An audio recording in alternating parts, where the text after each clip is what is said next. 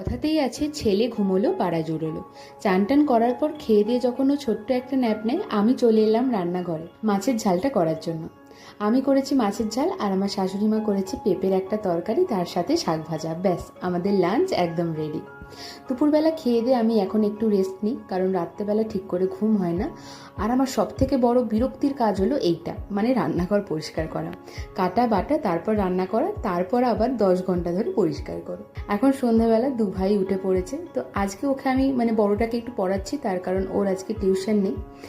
তো ওই 8:30টার দিকে আবার একবার হালুমটা ঘুমিয়ে পড়লো। তো তখনই আমি ছুটে এলাম যে আজকে একটু তালের রুটি করব। এই সময় তালের সিজন, আর আমার শাশুড়ি মা আমাকে একটু তালের রস বানিয়ে দিয়েছে, ওইটা দিয়েই আমি তালের রুটি, লুচি, কখনো কখনো কেকও বানাই। ব্যাস, আমাদের রুটি কমপ্লিট। আর বানিয়ে নিলাম একটুখানি সুজি। প্রথমে হালুমটাকে ঘুম পাড়িয়ে দিলাম, তারপর শুরু হবে আমার ছেলের স্টোরি টাইম। টাটা।